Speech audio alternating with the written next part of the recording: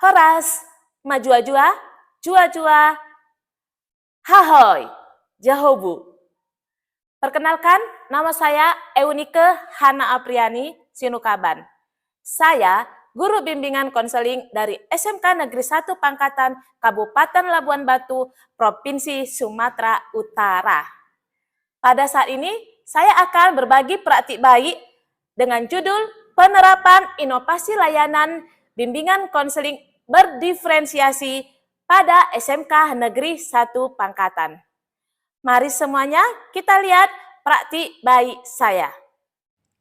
Murid-murid saya memiliki keanekaragaman karakteristik.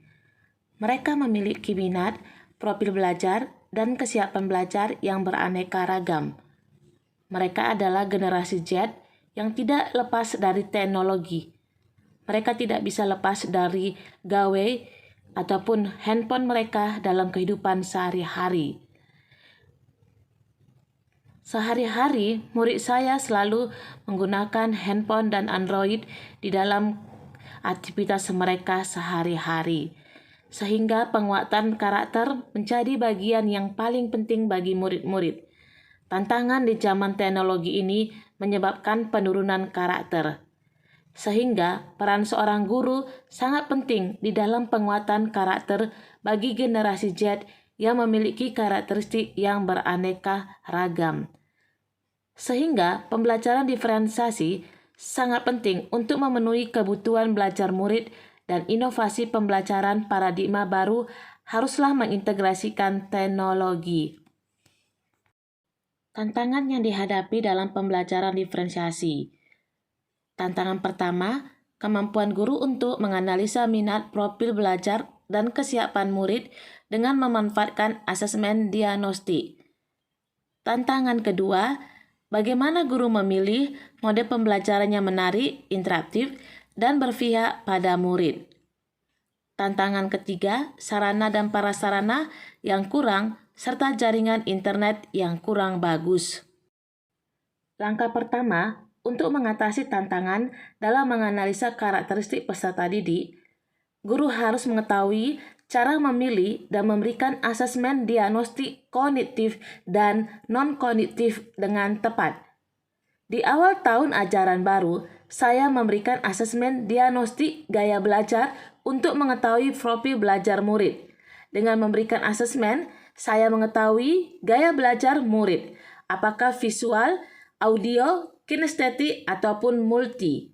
Saya memberi angket gaya belajar dengan menggunakan Google Formulir, di mana dari 4 kelas 10 yang berjumlah 138 siswa, saya mendapat hasil asesmen murid saya kinestetik 43%, visual 25%, auditory 19%, dan multi 13%. Dari hasil asesmen, saya mengambil kesimpulan murid saya memiliki gaya belajar interaktif dan aktif dalam bergerak. Oleh karena itu, saya akan merancang pembelajaran dengan gaya belajar mereka yang lebih condong ke arah kinestetik ataupun visual. Saya menyapa dan memberi salam kepada murid dengan mengawali bimbingan dengan dibuka oleh doa dan lagu nasional. Saya memberikan pengantar dan tujuan singkat dari layanan bimbingan konseling yang saya berikan. Untuk mengetahui kesiapan awal belajar murid, saya memberikan asesmen kognitif. Agar asesmen ini interaktif, saya menggunakan aplikasi Quizzes. Untuk mengatasi kurangnya fasilitas laptop dan jaringan internet, saya menggunakan aplikasi Quizzes mode kertas dengan scan barcode, sehingga siswa saya bisa aktif tanpa adanya gangguan jaringan. Dari hasil Quizzes didapat pengetahuan awal murid saya sebanyak 75% paham dampak rokok bagi kesehatan. Setelah menyelesaikan Quizzes, sebelum masuk kegiatan pemahaman materi, saya memberikan ice breaking agar mencairkan suasana lebih nyaman bagi murid. Saya menyampaikan materi dengan menampilkan media interaktif, dampak bahaya rokok bagi kesehatan, yang saya buat sendiri dan saya unggah ke portal Rumah Belajar. Murid-murid dapat juga mengakses multimedia yang ada di portal Rumah Belajar dengan Android ataupun iPad yang mereka miliki. Saya membagi murid ke dalam beberapa kelompok dan berkolaborasi bersama. Murid-murid bekerja sama dan berbagi tugas sesuai dengan minat dan bakat mereka. Di dalam kelompok ada yang mencari materi dengan memanfaatkan Android mereka. Beberapa murid mencari sumber belajar dari video dan beberapa murid membaca artikel di Google untuk memperdalam pemahaman mereka. Dan beberapa murid menggambar dan mewarnai. Murid menuangkan pemahaman yang mereka dapat sesuai dengan produk yang mereka inginkan. Setelah itu, murid-murid melakukan window shopping. Anak-anak berjalan bersama dan mengkampanyekan anti rokok, hidup sehat tanpa rokok. Murid-murid menempelkan poster ke mading sekolah dan sudut-sudut sekolah. Masing-masing anggota kelompok mendapatkan pembagian tugas.